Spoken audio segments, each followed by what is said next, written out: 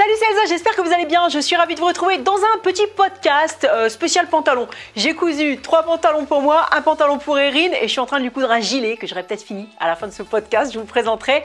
Alors, je sors également un patron et une formation. Donc chez mon coach couture, on sort une nouvelle formation ajustement de pantalon. Donc ce sera aussi l'occasion de vous en parler dans cette vidéo. Bon, ça fait pas mal de temps que je voulais me refaire des pantalons et bon, moi mon truc c'est le confort, je veux que ce soit hyper confortable. Mais j'adore les pantalons de tailleur, les pantalons droits comme ça, qui tombent bien, sans poche pour avoir le ventre le plus plat possible, etc. Vraiment le pantalon très très classique. Donc c'est ce que j'ai voulu faire en patron. Alors je vous montre tout de suite. Donc un des exemplaires, donc le pantalon Garance. Alors regardez, il tombe, donc il est à la taille avec une petite ceinture dépassant. Je vais me rapprocher après. Les jambes sont droites, hein, il tombe tout droit comme ça. Donc voilà ce que ça donne sur le dos. Il y a des pinces dos, des pinces devant. Donc vraiment le pantalon classique. Il y a une fermeture éclair invisible ici. D'ailleurs, je crois qu'on la voit même pas, tellement elle est invisible. Ça tombe bien, mais regardez, il y a bien le petit curseur. Donc je n'ai pas triché. Et là, j'ai mis une pression. J'aime bien parce que la pression, ça bloque vraiment. On peut aussi mettre une boutonnière, un bouton. Donc voilà ce que ça donne. Il y a des petits passants de ceinture ici, tout fin pour mettre une ceinture toute fine. Je vais vous le montrer en uni après. Et donc là, il est en viscose, une viscose comme ça, bien fluide, ou peut-être mélange de viscose et de polyester, je pense. Et je le porte aussi avec un petit haut violette, donc que j'ai cousu très récemment aussi. Donc violette, c'est le dernier patron que j'avais sorti. C'est un petit t-shirt avec un col V arrondi, donc tout simple, hein, vous voyez, tout simple, tout moulant, mais en marine comme ça, avec des imprimés en dessous. J'aime bien. J'ai les épaules plus larges que les hanches, donc pour moi c'est mieux de mettre les motifs en dessous. Donc j'aime bien le style motif en bas sur le pantalon et petit haut uni comme ça sombre. Voilà, donc Garance est sorti et également la formation ajuster son pantalon. En fait, vous me l'aviez demandé depuis longtemps. Donc il y avait déjà une formation sur les formes féminines quand on a des hanches généreuses, des fesses volumineuses, etc. Il y avait les ajustements à faire sur pantalon et sur jupe. Là, c'est différent, c'est le pantalon parfait sans toile. Une méthode pour ajuster son pantalon de A à Z. Donc on a le patron et sans même faire de toile, on va créer un pantalon. Alors, j'ai dit parfait, la perfection peut-être n'existe pas, voilà. Mais en tout cas, sans faire de toile, on a un pantalon qui nous va bien, qu'on peut finir d'ajuster sur le tissu. Et après, franchement, moi j'ai pris un pantalon, un jour Franck m'a offert un pantalon chez quelqu'un qui l'a retouché, etc. Vraiment le pantalon tailleur qui d'ailleurs avait valu un peu cher. Et ben là, je préfère les pantalons que j'ai cousus à celui-là. C'est vous dire, donc je suis bien contente de la méthode. Donc grosso modo, la méthode c'est quoi? On va créer une jambe de pantalon en papier. Si vous connaissez mon cours sur les ajustements déjà pour le buste avec FBA, etc. Tous les ajustements pour forte poitrine, pour les épaules, et vous voyez de quoi je parle. Donc on ajuste sur papier. Donc on crée la jambe sur du papier. Donc là par exemple vous voyez faite sur un mannequin qui est en taille 46. Et au début le patron lui allait pas du tout, hein, la taille était beaucoup trop basse, enfin rien n'allait. Et donc on fait sur papier et après on a le patron prêt à coudre. Alors comme le papier et le tissu c'est pas pareil, il reste souvent à reprendre un petit peu. Des fois le pantalon qu'on obtient il est un petit peu plus grand, il y a des petites retouches à faire, mais comme on a des marges de 1,5 sur le tissu après, bah, on reprend et on a un pantalon qui nous va tout de suite. Et franchement, je suis vraiment contente de ça. Je suis vraiment contente de vous proposer cette formation parce que je connais plein de couturières expertes dans mon entourage qui ne cousent pas vraiment de pantalons parce que le résultat est décevant. Voilà. Et donc du coup, et pourquoi c'est décevant? Bah, c'est logique en fait. Pour bien, il faudrait faire peut-être une dizaine de toiles parce qu'il y a un ordre pour les ajustements du pantalon. Donc on a des ajustements dans un certain ordre et une fois qu'on modifie certaines choses, par exemple si on modifie la fourche, si on modifie la position du milieu devant, du milieu dos, la position de la taille, etc., ça répercute des modifications sur plus bas dans le pantalon, sur d'autres choses. Et donc à chaque fois qu'on fait un ajustement, il faudrait pouvoir le coudre sur une toile, le vérifier. En plus, comment on sait si on doit faire un peu plus, un peu moins? Enfin, moi, j'ai déjà fait des ajustements comme ça, par exemple pour la taille, pour petit ventre qui me reste là et ça marchait pas parce que j'avais fait trop et donc du coup la taille elle devenait trop grande, donc il fallait revenir en arrière. Mais une fois que ça s'est fait, que c'est ajusté, il y a d'autres zones à faire, donc il faudrait plein de toiles. Mais ça fait, bah déjà moi ça me gêne pour la matière première qui est utilisée, beaucoup de toiles, ça veut dire beaucoup de tissus de vêtements qu'on va pas porter. Et voilà, c'est bon, après on en pense qu'on veut, mais je trouve ça dommage, je trouve que c'est un peu du gaspillage de matière déjà pour commencer, pour la nature, etc. Et puis aussi de temps, parce qu'on qu'on aura mis du temps à coudre tout ça, d'énergie, parce que il a fallu mettre pas mal d'énergie pour arriver à ces ajustements qui des fois sont décevants, tout simplement. Et donc du coup, j'aime beaucoup cette méthode avec le papier, parce que franchement, on peut pas vraiment se tromper, parce que ce qu'on sculpte sur le papier sur nous, c'est ce qu'on obtient après. Donc on voit les choses au fur et à mesure, et en plus de ça, on peut, au lieu d'avoir des toiles successives, tout faire sur le papier. Parce que si on commence par exemple par ajuster le milieu devant, le milieu dos, hop, on fait des modifications, le papier on peut le couper, l'écarter, rajouter du papier en dessous, faire que ça se chevauche, etc. Tout ça sur le papier, des choses qu'on n'aurait pas pu faire sur tissu, et tout de suite ça nous donne notre patron en plus après prêt à l'emploi. Et ça permet comme ça de faire des couches d'ajustement successives et d'avoir un pantalon qu'on va pouvoir coudre directement. Voilà, parce que j'avais remarqué aussi que quand on achète des pantalons dans le commerce, c'est moins pire, entre guillemets, quand on n'a pas de méthode d'ajustement que quand on coud. Parce que souvent, on fait des compromis. Du genre, moi, avec mon petit ventre qui reste là et j'ai les cuisses fines, soit je choisis un pantalon saillant derrière, donc ça moule bien les cuisses, les fesses, etc. Mais du coup, c'est horrible. Je suis obligée, j'ai qu'une hâte quand je rentre chez moi, l'enlever, mettre autre chose parce que ça me scie le ventre. Soit je me dis, j'ai un jean comme ça. J'avais acheté un jean un jour dans une boutique, de marque de jean classique. Il est bien devant, il est super confortable et tout va bien. Par contre, derrière, ça fait l'effet baggy sous les fesses.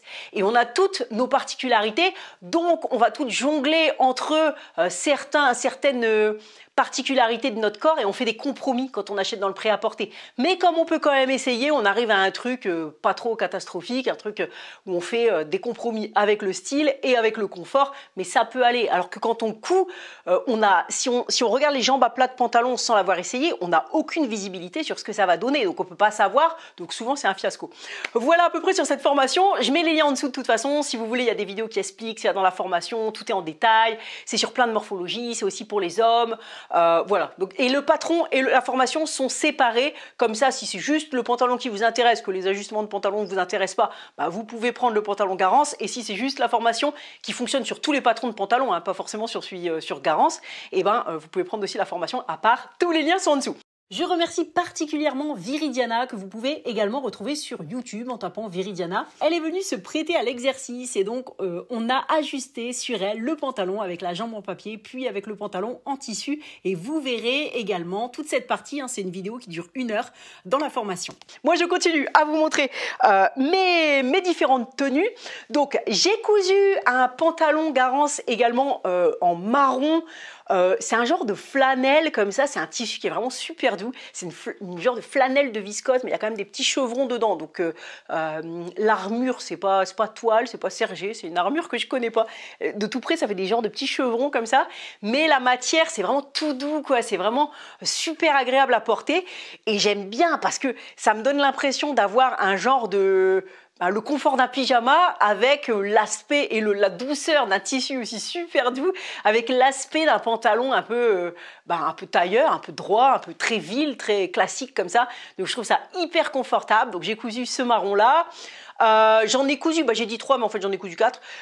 J'en ai cousu un noir. Alors là c'est le pantalon que j'ai cousu à partir du patron que j'avais fait dans la formation et je lui ai appliqué aucune retouche. Alors j'aurais pu retoucher après, on pouvait améliorer un tout petit peu, mais je voulais voir ce que ça donnait quand on cousait ce pantalon là sans aucune retouche, donc juste la jambe papier et donc j'en suis bien contente parce que je vous dis, j'en ai un autre pantalon que j'ai acheté dans le commerce, que Franck m'a offert il y a longtemps de ça, qui est le tissu il est fichu on voit les petits fils devant et tout, mais je l'ai énormément porté et j'aime encore plus la coupe de celui-là, donc je suis bien contente. Je trouve que ça moule bien les fesses, c'est agréable, il est hyper agréable à porter. Et là où je suis vraiment contente, moi c'est quand je fais un patron, que j'en couds et que dès que je l'ai lavé, j'ai envie de le remettre. Et ces pantalons-là, voilà, c'est bon, j'ai mon uniforme, je vais m'habiller comme ça maintenant, avec le pantalon Garance et puis différents petits hauts, comme j'aime bien le jersey, je vais me coudre plein de t-shirts violettes aussi, ou alors des petites chemises, etc. Mais voilà pour mon 3e pantalon, donc noir. Toujours on a toujours les petits passants pour la ceinture fine, qu'on peut mettre ou pas, parce que comme c'est super bien ajusté, si vous regardez ce qu'il y a dans la formation, vous pouvez l'ajuster parfaitement sur vous. Et donc en fait, il n'y a pas, comme là, j'ai pas besoin de ceinture parce qu'il y a pile ce qu'il faut, Mais après, la ceinture, c'est pratique quand même parce que une des limites des ajustements, c'est que notre corps peut changer. On peut maigrir, on peut grossir, on peut faire plus de sport, voilà, il y a des changements dans la vie. Après, si on garde les marges de couture de 1,5, on peut reprendre un pantalon, on peut l'ouvrir, l'ouvrir, ouvrir les coutures, ajouter de l'aisance, il n'y a pas de souci, on peut faire ça. Mais c'est quand même bien, du coup, je trouve, d'avoir les petits passants de ceinture, à la fois pour le style, pour pouvoir mettre sa petite ceinture, et à la fois quand même pour mettre une ceinture éventuellement si ça devient trop grand. Le patron est disponible du 32 au 52 avec un tour de hanche de 82 cm à 126 cm. Après, dernier pantalon Garance, c'est un pantalon crème dans un... Alors, je vous l'avais pas dit, mais le noir qu'on a vu juste avant et ce crème-là, c'est de la laine mélangée que j'avais acheté d'ailleurs au Coupon de Saint-Pierre. Et donc du coup, c'est laine et polyester. Hein, ça se voit, c'est pas marqué la proportion, mais ce qui est bien, c'est que c'est agréable à porter. Alors la laine, on peut en porter même en été. Hein, vous connaissez ça mieux que moi si vous tricotez. Mais du coup, c'est toujours hyper agréable à porter. Et maintenant, ce que j'aimerais, c'est m'acheter un beau crêpe de laine. Le crêpe de laine, c'est le top du top en matière de pantalon de ville. Donc maintenant j'aimerais m'acheter un beau coupon. Maintenant je sais que c'est bon, le patron, je peux le coudre les yeux fermés, tout ira bien. Donc je sais pas, par exemple c'est chez Stragier ou quelque chose comme ça, m'acheter un beau crêpe de laine et me coudre un beau pantalon que je vais mettre super souvent en crêpe de laine. Donc là on a la laine mélangée. La laine mélangée c'est bien pour faire les tests et tout parce que ça tombe super bien en fait. Hein, et c'est pas trop cher non plus. Donc voilà, c'était pas mal comme matière. Et donc le beige il est aussi en crêpe de laine. Bon par contre il est cousu en noir. C'était pour que dans la formation j'ai aussi fait le saut long du pantalon Garance comme ça en bonus, hein. J'avais envie de faire ça et du coup je voulais le coudre en noir pour qu'on voit bien, donc du coup c'est un peu bizarre, il a des coutures noires mais ça va, ça choque pas trop et donc voilà pour ce quatrième pantalon, je vais m'en coudre d'autres très certainement et n'hésitez pas hein, si vous avez des commentaires sur le patron, sur la formation, posez-les en dessous de la vidéo, je les lirai, je vous répondrai. Encore un autre pantalon mais cette fois-ci pour Erin. Alors j'ai utilisé le Katia Fabrics, donc celui qui s'appelle Cottage, donc c'est automne-hiver l'hiver qui vient de terminer. Bon, ici dans le Nord-Pas-de-Calais, des trucs comme le gilet là en polaire, on en aura besoin toute l'année de toute façon pour les petites fraîcheurs du matin. Donc j'ai utilisé ça et j'ai cousu un pantalon cargo à Erin. Alors je vous le montre ici directement de plus près. Et donc ce pantalon cargo, alors ce que j'aime bien, donc Katia Fabrics, alors moi j'ai décidé que Katia c'est mon nouveau La Maison Victor. Je suis à fond dans ce magazine, j'adore. Les marches sont comprises, il y a des schémas, comme ça on se prend pas trop la tête, tout est expliqué simplement. Bon, il y a des termes bizarrement traduits, notamment dans les tissus, des fois les matières, c'est des trucs, la traduction elle est un petit peu limite, mais on trouve ce que c'est, au pire on google comme micro-corps-du-roi. Ça c'est pas vraiment du français, c'est velours Milleret, mais c'est pas bien traduit, mais c'est pas grave, au pire Google est notre ami comme on dit, et donc on y va et on cherche ce que c'est. Mais sinon j'ai trouvé que c'était super agréable, ça tombe bien, les modèles sont originaux, dans chaque magazine il y a femmes, bébés, petits enfants, adolescents, donc vraiment il y en a pour tous les goûts, donc c'est pas pour leur faire de la pub, c'est juste je suis emballée, je suis super contente. Donc là j'ai cousu donc ce pantalon cargo pour Erin avec une taille élastiquée, avec des plis sur le devant, je trouve qu'ils sont vraiment super mignons les plis, des poches cargo ici et une fausse poche cargo en dessous. Alors de près qu'est-ce que ça donne? Donc là on a les plis, alors c'est pas deux pièces ça, c'est une seule pièce et j'ai fait une piqûre nervure.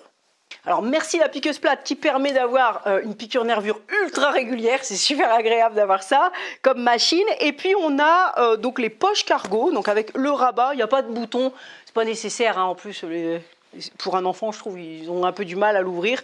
La poche cargo qui est assez simple à monter et qui est super jolie, hein, qui fait son petit effet. Voilà, donc j'ai bien aimé ce pantalon, c'était agréable. Maintenant, je me prends un petit moment. En fait, j'ai une routine du matin. Tous les matins, je fais certaines choses dans l'ordre. Je fais du sport, je fais des tas de trucs. Voilà, et à la fin de ma routine, il y a toujours un petit peu de couture et de la couture, ce que je veux en fait, ce que j'ai envie de coudre. De toute façon, évidemment, je recoupe pas mal dans la journée, mais j'aime bien terminer ma routine du matin avant de commencer par un petit projet. Comme ça, je me mets tout de suite dans le bain de la couture et après, j'ai plus envie de reprendre mon ouvrage au fur et à mesure de la journée. Alors, des fois, je couds, par exemple, pour les formations, etc.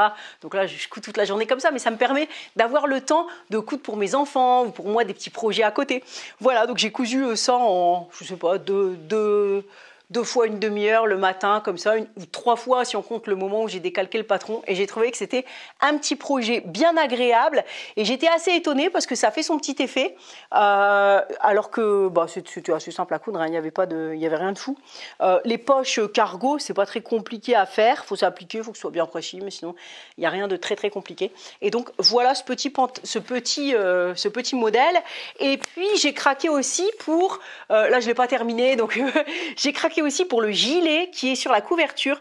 Donc, un petit gilet en polaire. Et ma fille, elle avait choisi, Erin, donc il y a 8 ans, qui est au CE1, elle avait choisi depuis longtemps un polaire comme ça avec des licornes pastel. Ça fait longtemps qu'elle voulait quelque chose avec ça. Et je ne savais pas trop quoi prendre comme patron. Ce que j'avais vu me convenait pas. Et là, je trouve que c'est vraiment parfait. Donc, il est coupé. J'ai plus qu'à le coudre. Bah, je vous le montrerai la prochaine fois. Voilà, tout simplement.